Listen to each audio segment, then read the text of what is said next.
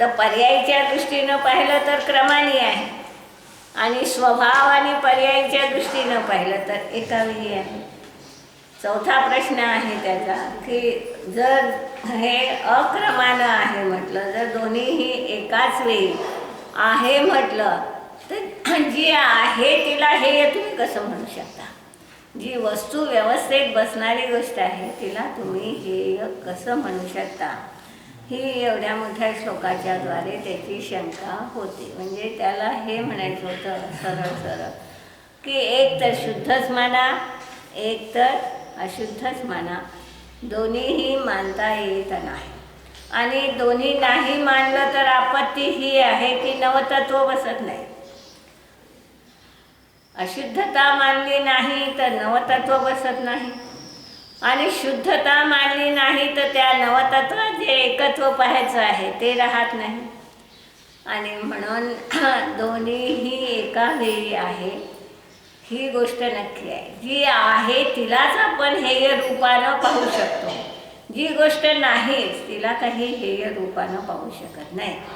म्हणजे अशुद्धता केवळ नाहीच, केवळ शुद्धच आहे असं होऊ शकत नाही म्हणतात.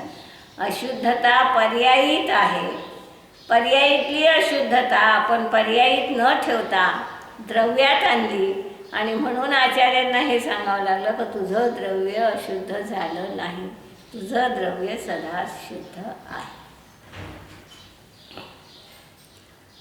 नैवं तु अनन्यथा सिद्धे शुद्ध शुद्धत्वयो द्वयो. ते शुद्धा करून घ्या. सापेक्षतः सदा नासिद्धान्यथा सिद्धि तद्वयोरेकवस्तुता तद्विशेषे सामान्यम् एकमात्रं प्रतीयते. न एवं अनन्यथा सिद्धे. हे शुद्ध आणि अशुद्ध दोन्ही जर नाही मानलं तर एकाचीही सिद्धी होत नाही. न शुद्धाची सिद्धी होते न अशुद्धाची सिद्धी. शुद्धा पाहिजे. पहिलं शुद्ध आहे तिथं धा करा.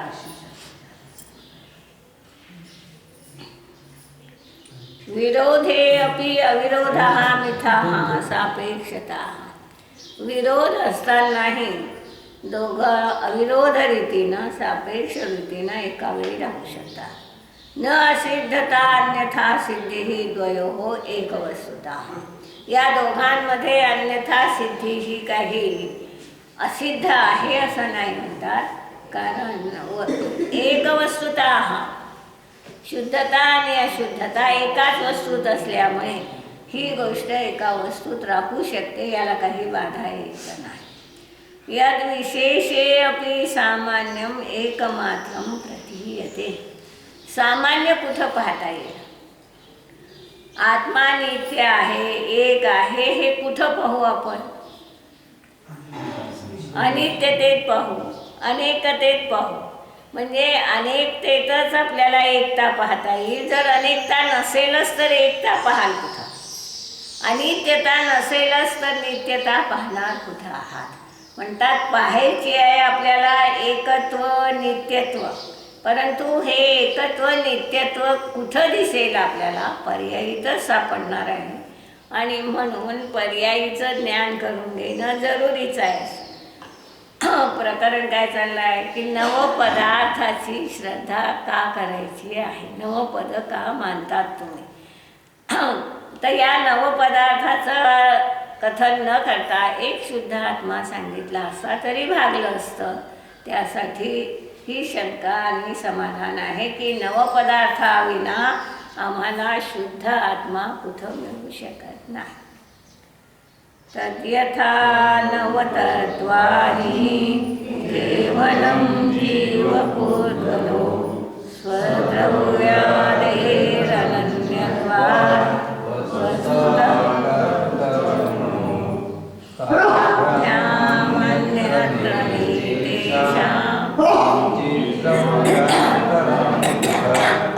न प्रत्येकं विशुद्धस्य जीवस्य पुद्गलस्य च किन्तु सम्बन्धयोरेव तद्वयोरितरेतरम् नैमित्तिकनिमित्ताभ्यां भावानवपदामि।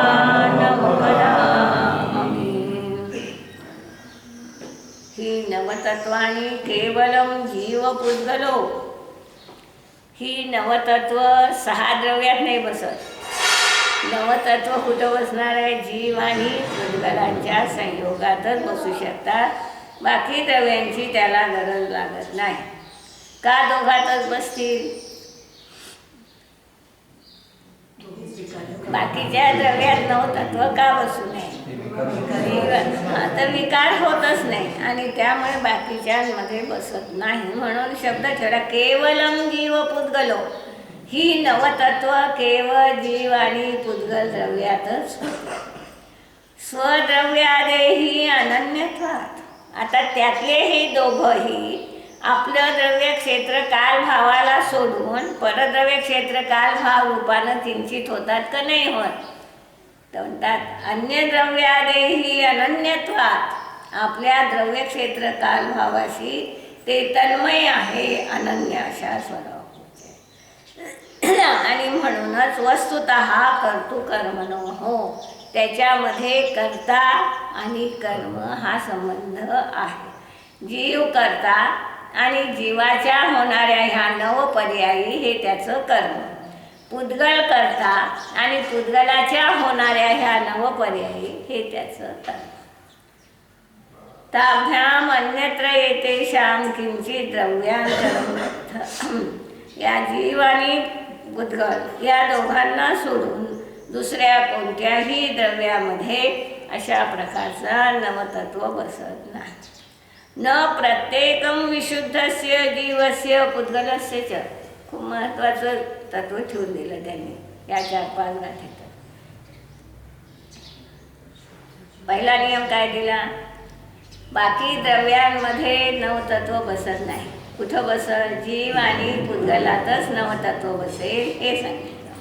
आता त्यातही जीव आणि पुद्गलाच्या संयोगात बसेल म्हटल्यानंतर तुम्हाला विकल्प येईल की दोघं मिळून करत असेल आश्रवबंध.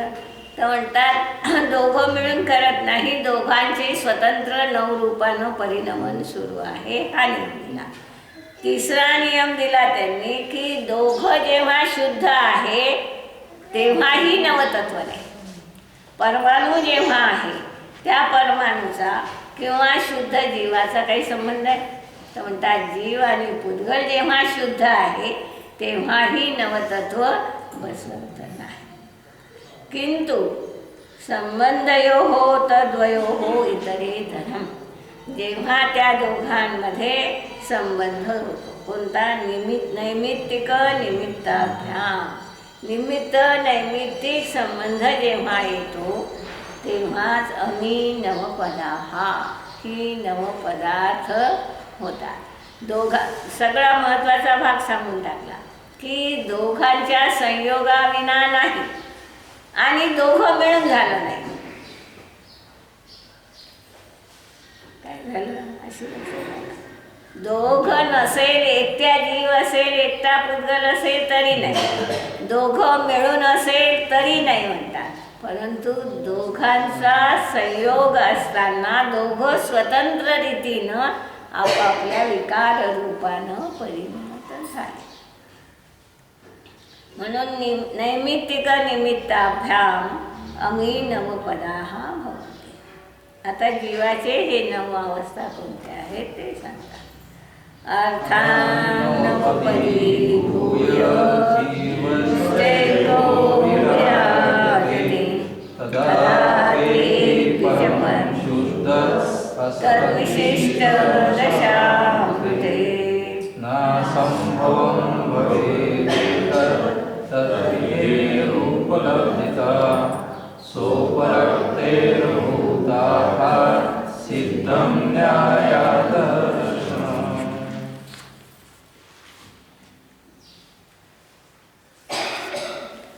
सगळा सवयसार बसवला आहे, पाहण्यासारखा आहे.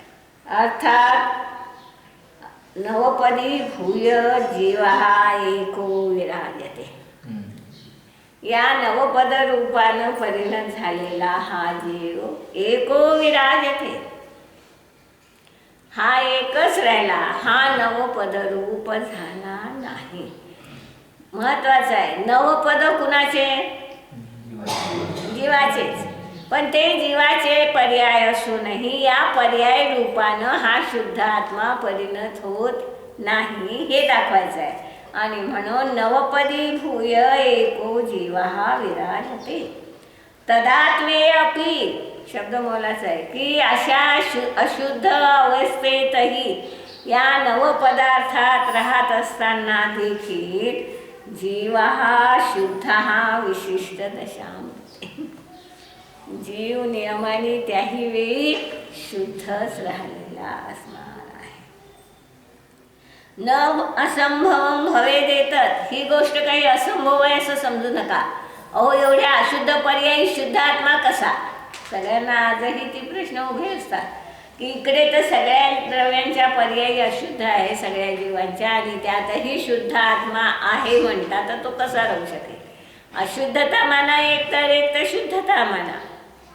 तर म्हणतात न संभवम एतद् भवेत् विधेहे उपलब्धिता. आमच्या अनुभवातही अशा प्रकारचं येते की या सगळ्या नवपदार्थातच आम्ही एक शुद्ध आत्म्याचं संवेदन करू शकलो. सगळे जे ज्ञानी जीव असतात ते ज्ञानी जीव नवपदार्थाला जाणतात. नवपदार्थ रूपानं कदाचित त्यांच्या ठिकाणी परिणमन असते. जे मुनी झाले म्हणजे काय झालं, त्यांना नवतत्व आहे का नाही? आहे. त्यांच्याही जीवनात ह्या पर्याय रूपानं घटना असतात, पण ते त्याला आपलं मानत नाही, ते तरी न्यायक स्वरूपी स्वतःला स्वीकारत असतात. तर म्हणतात ही उपलब्धिता, हा अशा प्रकारचा अनुभव ज्ञानीच्या जीवनात सदा असतो. सोपरक्ते हे अभूतार्थ न्यायात अदर्शनम चेता. सोपरक्ती जी आहे ते विकार आहे, ते नियमाने कसे अभूतार्थ आहेत. आणि ही गोष्ट न्यायानं सिद्ध झालेली आहे की जी जी उपरक्ती आहे, जे जे विकार आहे, विभाव भाव आहेत, ते विभाव भाव अभूतार्थ आहेत. अभूतार्थ आहे म्हणजे असत्यार्थ आणि अभूतार्थातला फरक लक्षात घ्यावा लागतो. काय झालं? ग्रहण करणारा जाणणारा आहे, अस्तित्वात आहे. असत्यार्थाचा वाच्यच नसतो, अभूतार्थाचा वाच्य असतो, प्रयोजन शुद्ध असते. हा महत्त्वाचा भाग आहे. अभूत म्हणून आचार्य असत्यार्थ नाही म्हणत त्याला, कधी अभूतार्थ म्हणतात. जैन तत्वमीमांसेमध्ये त्यांनी मुद्दाम ह्या दोन शब्दाचा खुलासा केला की असत्यार्थ आणि अभूतार्थ आपण एक करून टाकतो, परंतु असं नाही. जी वस्तू जशी नाही तसंच म्हणणं हे असत्यार्थात जाते. अभूतार्थात जी वस्तू स्वभाव रूपानं नाही तसं म्हणणं हे अभूतार्थात गेलं. याचा जो अर्थ आहे की त्याच्या माझं जे पुस्तक आहे त्यात प्रश्नचिन्ह करून ठेवलं आहे या वाक्याबद्दल. किंतु सोपरक्ती अभूतार्थ है इसलिए शुद्धता का नहीं दिखाना न्याय सिद्ध है. या वाक्याला अंडरलाईन करून प्रश्नचिन्ह दिला. कोणत्या गाथे? याच गाथेचा अर्थ जो सांगितला ना आता, त्या अर्थ जो लिहिला आहे 212 खुलासा माझे पुस्तक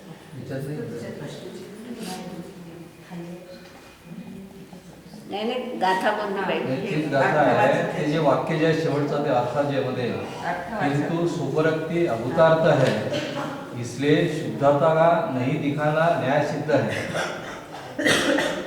सरळ वाक्य आहे, प्रश्नार्थ नाही. अंडरलाईन करून वाचणार असं त्यांनी ते केलं. प्रश्नचिन्ह करून ठेवलं आहे. किंवा काही वेगळं झालं आहे का शब्द पुस्तकामध्ये शुद्धता काय म्हणतोय तो? किंतु सोपरक्ती अभूतार्थ आहे. हां नाही पुढचंच महत्वाचं आहे की म्हणजे विकार अभूतार्थ आहे, इसलिए शुद्धता का नहीं दिखाना न्याय सिद्ध है. तर नहीं पाहिजे नाही, शुद्धता का दिखाना न्याय सिद्ध है. अंडरलाईन करून तिथं करून ठेवलेला आहे.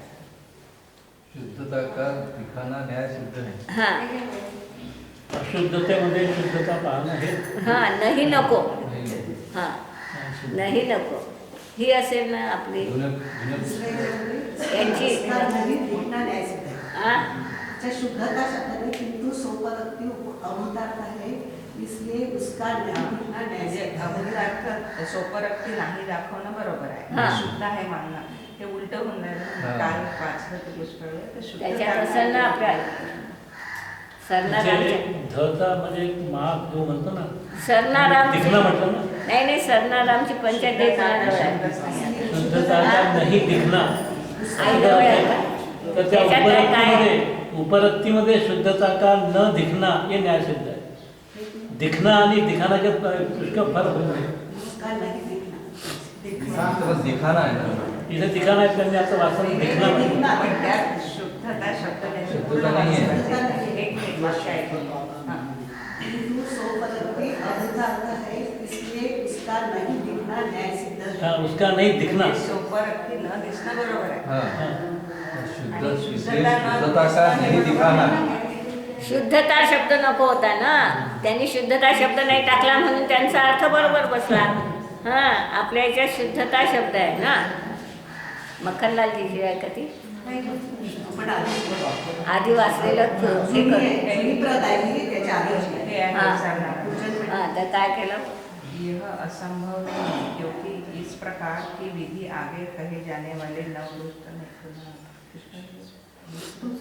156 गाथेचा पाहिजे 156.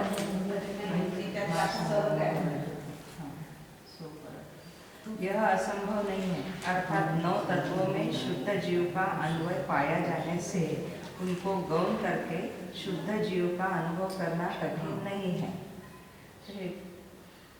शुद्ध जीव का अनुभव करना कठिन नहीं है. म्हणजे शुद्धता आहे हे सिद्ध केलं. त्यांना नाही खोडलं. नाही खोडून टाका बरोबर होऊन जाईल. और उपरक्ति का तो अभूतार्थ होने से त्रिकाली चीज न होने से न्याय से अदर्शन अर्थात उपेक्षा सिद्ध है. इस प्रकार जब उपरक्ति की उपेक्षा हो सकती है तो उपरक्ति के एक तर दोन करावं लागतं. एक तर शुद्धता शब्द काढावा लागतो. एक तर नाही शब्द काढावा लागतो. शुद्धताच काढावा लागतो. इसलिए शुद्धता काढला तर सोपरक्ति इसलिए का नहीं सोपरक्ति नहीं दिखाना न्याय सिद्ध. नहीं शब्द राहू द्यायचा. शुद्धता काढून टाका. इथं सोपरक्ती पाहिजे. हाँ तिथे उसका नहीं दिखना हे बरोबर आहे शब्दाची वाक्य. उसका पाहिजे मग तिथं शुद्धताच्या ऐवजी उसका नहीं दिखाना उसका लिहा तिथं. तुम्ही आपापल्या प्रतीत करून घ्या. पुढे मागे तो गोंधळ राहीलच. आम्ही नाहीला राऊट करून टाकू.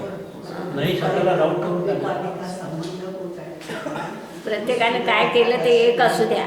प्रत्येकाचं वेगळं वेगळं नका होऊ दे. हेच वाक्य चांगलं आहे. इसलिए सोपरक्ती नहीं दिखाना न्याय सिद्ध है. हां विशेषार्थ असतो तर त्याच्यातही नाही आहे. वाचा विशेषार्थ वाचा. यहाँ शंका द्वारा उपरक्ति के विषय में विविध प्रश्न करके और अंत में उसे स्वीकार करके भी यहाँ कहा गया है कि यदि उपरक्ति है भी तो भी 9 पदार्थों को विषय करने वाला व्यवहार नहीं उपादेय नहीं ठहरता. किंतु एक शुद्ध नहीं ही स्वीकार करना चाहिए क्योंकि वही उपादेय है. परंतु विचार करने पर मालूम होता है कि जबकि शुद्धता और अशुद्धता दोनों ही वस्तुभूत है तब दोनों ही नयों का कथन करना आवश्यक है. यद्यपि कहा जा सकता है कि शुद्धता और अशुद्धता ये दोनों परस्पर में विरोधी है अतः दोनों का सद्भाव कैसे बन सकता है. परंतु विचार करने पर दोनों का सद्भाव सिद्ध होता है. यदि ये दोनों स्वतंत्र पदार्थ होते और फिर इनका अभेद स्वीकार किया जाता तब तो इनका सद्भाव मानने में विरोध आता. हे वाक्य बोलायचं आहे. काय कळलं. दोन जर स्वतंत्र दोन स्वतंत्र शुद्धता आणि अशुद्धता. दोन म्हणजे कोण. दोन द्रव्य नाही तर शुद्धता आणि अशुद्धता दोन स्वतंत्र द्रव्य असते तर ते एका वेळी मानणं बरोबर नसतं. किंतु ऐसी बात नहीं है क्योंकि ये दोनों अवस्थाएं हैं जो कि क्रमिक है. अतः दोनों का सद्भाव सिद्ध होता है। आणि हे महत्वाचं आहे की शुद्ध अवस्था ही आहे, अशुद्ध अवस्था जेव्हा पाहता तेव्हा त्या क्रमिक आहे. एका वेळी दोन अवस्था कधीच राहू शकणार नाही. यतः दोनों अवस्थाएं सद्भाव रूप है, अतः नव पदार्थ सिद्ध होते हैं, किंतु ये अवस्थाएं पुद्गल और जीव के संबंध से होती है, अतः नव पदार्थ उभयरूप सिद्ध होते हैं. किंतु इसका यह भी अभिप्राय निकलता है कि एक जीव पदार्थ नवरूप हो रहा है, अतः निश्चय नहीं के समान व्यवहार नहीं का भी कथन करना चाहिए, यह सिद्ध होता है. एक वाक्य महत्वाचं टाकलं की दोन्हीही अवस्थाएं है, अशुद्धता आणि शुद्धता. कारण नव पदार्थात जेव्हा आपल्याला एकत्व पाहायचं आहे तेव्हा ती नवी अवस्था घ्यावाच लागतात. तर काही त्याच्या शुद्धही आल्या, काही अशुद्धही आल्या. आणि म्हणून म्हणतात शुद्धता ही अवस्था आहे, अशुद्धता ही अवस्था आहे. त्याच वेळी आपण नव पदार्थामध्ये एक जीव पाहू शकतो. आणि त्या दिवशी आपण जे म्हटलं होतं की जीव तत्व ही पर्याय रूप पाहायचं आहे, ती ही गोष्ट तिथून सिद्ध होते की जीव न्यायक पाहिला तर 6मध्ये न्यायकत्व पाहावं लागते. तर जीवातही न्यायकत्व पाहायचं आहे, तर ज्ञानीच्या ज्ञान पर्यायी न्यायकत्व पाहायचं. सत्यनिकेत दृष्टांता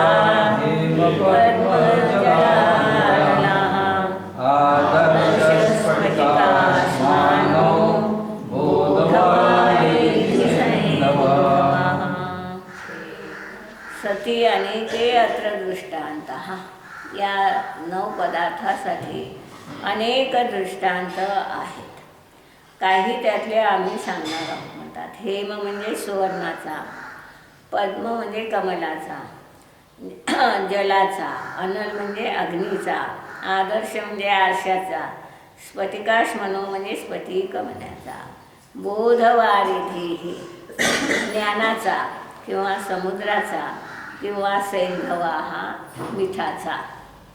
हे सगळे दृष्टांत देऊन हे सगळ्या गोष्टी सिद्ध करणार आहे की या नवपदार्थामध्येही एक शुद्ध आत्मा कसा आहे. पहिल्याने सुवर्णाचा दृष्टांत देऊन स्पष्ट करताय. एकम हेम यथानेको वर्णं स्यात् परयोगता तमसन्तमयोपेश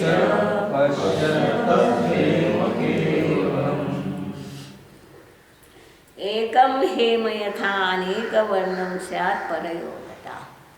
एकच सोनं जेव्हा खाणीतल्या दगड काढला त्यावेळी असणारी सोन्याची अवस्था, त्यातला थोडासा भाग दुसरा अशुद्धतेचा कमी झाला त्यावेळी असणारी 16 ताव देताना असणाऱ्या त्या सोन्याच्या अवस्था आणि 16व्या तावात असणारी सोन्याची अवस्था. तर ह्या कशा झाल्या म्हणतात. अनेक वर्ण हा परयोगता हा. त्याच्या ठिकाणी अशा प्रकारची अनेकता दिसून येते. तम असंतम इव उपेक्ष. आता त्या असताना देखील असंतम इव त्याला असंत करा, त्याच्याकडे पाहू नका. उपेक्ष पश्य. आणि जेव्हा त्याच्याकडे उपेक्षा करता, दृष्टी आड करता त्या हेमाच्या सुवर्णाच्या साऱ्या अवस्थेला, तर तुम्हाला काय दिसेल. एक सोनं सोनं सोनंच दिसणार आहे, त्याला दुसरं काही दिसत नाही. त्यांनी उदाहरणे ठेवलेलं असते की जेव्हा आपल्याला पर्याय पाहिजे असते तर कुणाला कुंडल हवा आहे तर कुंडल मिळाला तर आनंद होईल, ज्याला अंगठी हवी होती त्याला दुःख होईल. आणि एक तिसरा असा आहे की ज्याला फक्त 5 ग्रॅम सोनंच हवं होतं, त्याला काहीच फरक पडला नाही, तर कुंडल असलं काय ना अंगठी असली काय. तर हा फरक का पडला म्हणतात. तर त्या पर्याय रूपानं जेव्हा पाहतो तेव्हा आम्हाला ती अनेक विधता दिसते, विकार दिसतो आणि ती परसंयोगात असणारी अवस्था असणार आहे. जेव्हा आम्ही त्यातलं सुवर्णत्व पाहतो तेव्हा एक सोनंच दिसते, त्यातली अशुद्धता दिसत नाही. तसं या नवपदार्थामध्ये नवपर्याय रूपानं परिणत झालेल्या या जीवामध्ये ही शुद्ध आत्मा गेला तर राहिला. काय झालं तर म्हणतात नवपद रूपानं परिणत झालेला असा हा शुद्ध आत्मा नवपदार्थ रूप कधी झाला नाही. तो त्यापासून भिन्नच राहिला. भिन्न राहिला याचा अर्थ वेगळा करा.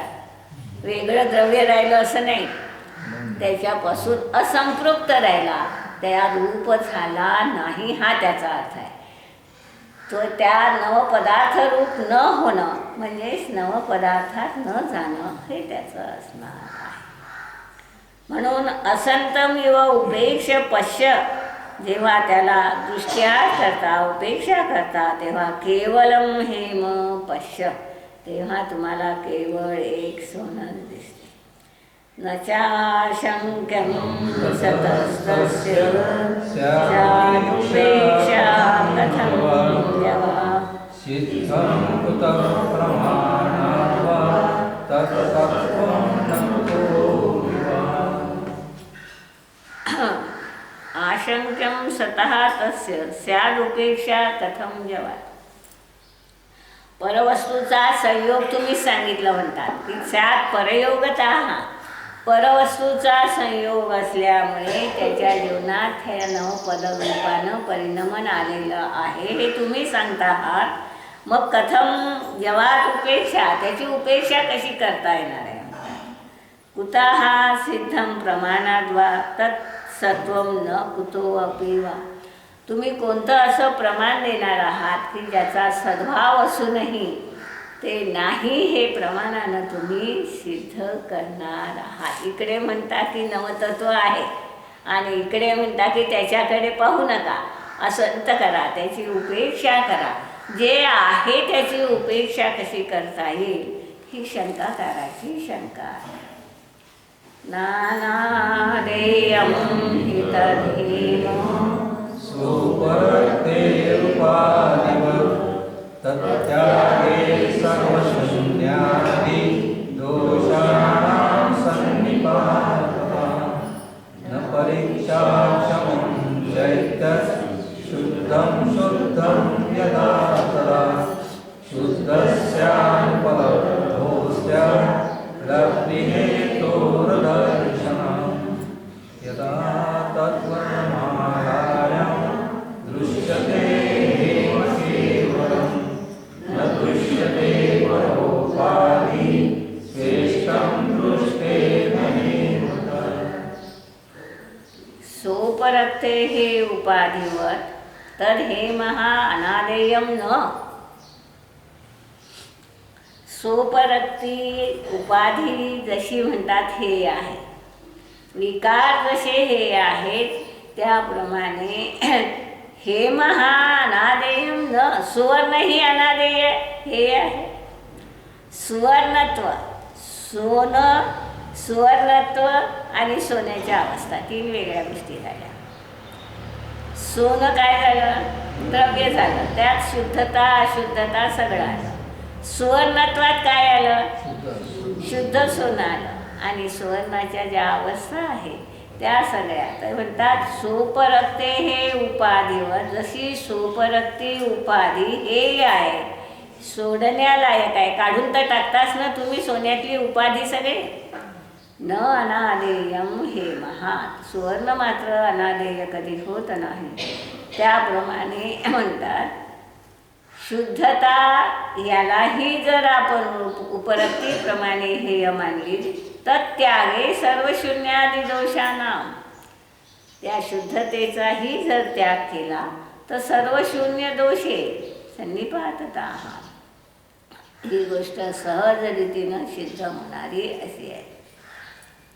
न परीक्षा क्षमं च एतत् शुद्धं शुद्धं यदा तदा शुद्धस्य अनुपलब्धो स्यात् लब्धि हेतो अदर्शनात्.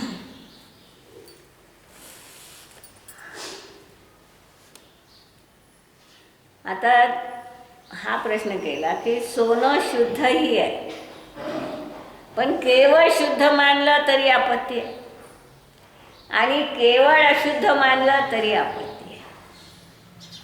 केवळ शुद्धच मानलं तर आपत्ती काय येईल? केवळ शुद्धच जर सोनं मानलं तर अशुद्धता राहणार नाही. ह्या ज्या प्रक्रिया आहे सगळ्या सोन्याला शुद्ध करण्याच्या, त्याची गरज राहणार नाही म्हणतात. म्हणजे अशुद्धतेला घेऊन सोनं आहे हे जेव्हा आपण स्वीकारतो त्याच वेळी त्याला शुद्ध करण्याची प्रक्रिया येते, नाही तर शुद्ध करण्याचा प्रयासच झाला नसता आपल्या जीवनात. तर अशुद्धता ही पाहायची आहे आणि त्या अशुद्धतेत शुद्धता आहे हे पाहायचं आहे. फरक काय करायचा आहे दोघांच्या पाहण्यामध्ये? अशुद्धता ही बघायची आहे, त्या अशुद्धतेत वावरणारी शुद्धता ही बघायची आहे, शुद्ध पर्यायही पाहायची आहे. परंतु शुद्धता ही उपादेय आहे, अशुद्धता ही हे आहे, या रूपानं पाहावं लागणार. म्हणजे एक द्रव्य दृष्टीने शुद्धता बघायची, एक पर्याय दृष्टीने अशुद्धता बघायची. दोन्ही जाणताना तर दोन्ही जाणावंच लागेल तुम्हाला. तुम्ही जेव्हा दोन्हीचं ज्ञान करून घेत नाही तेव्हाच एकांत येतो. पर्यायाधिक न्यायाचं ज्ञान नसेल, केवळ शुद्ध निश्चय न्यायाचं ज्ञान असेल तरी एकांत येईल.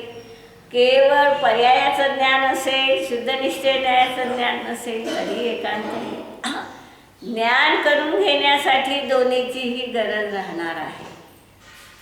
ज्ञानानंतर काय स्वीकार करावं, आपल्या शुद्धतेसाठी, आपल्या उत्कर्षासाठी आपण काय ग्रहण करावं, हा भाग महत्त्वाचा राहतो.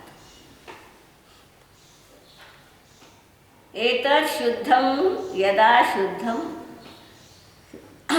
जे शुद्धच आहे ते शुद्धच आहे असं मानलं तर म्हणतात शुद्धाची उपलब्धीच होऊ शकत नाही. जर केवळ सोन्याला शुद्धच मानलं तर तुम्हाला केवळ शुद्ध सोनं कधीही मिळू शकत नाही. अशुद्ध सोन्यातच शुद्ध सोनं तुम्हाला मिळणार आहे.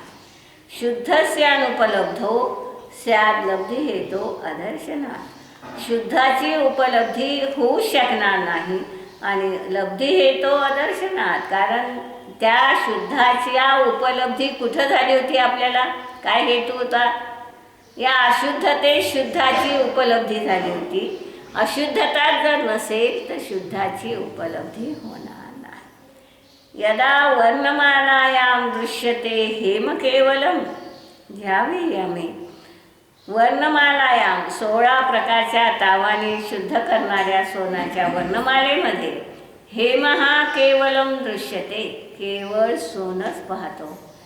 न दृश्यते परोपाधीही, आम्हाला परोपाधीनं आलेली अशुद्धता दिसत नाही. सारा पुरुषार्थ कुठे आहे? पर्याय मागे पुढे करता येत नाही, नेहमी प्रश्न उभे राहतात आपल्याला. आपण आपली पर्याय मागे पुढे करू शकत नाही, दुसऱ्या द्रव्याला काही करू शकत नाही, तर आम्ही पुरुषार्थ करावं काय? तर पुरुषार्थ आपल्याला एवढाच करायचा आहे की काय पाहायचं आहे. दोन्ही एका वेळी असताना आम्ही शुद्धता पाहिली तर शुद्ध बनू, अशुद्धता पाहिली तर अशुद्ध पर्याय रूपानं. न दृश्यते परोपाधीही, त्याला परोपाधी कधी दिसत नाही. श्रेष्ठम दृष्टेन हे म्हणतात, त्याला इष्ट असणारं अशा प्रकारचं परोपाधीनं रहित सोनच तेवढं.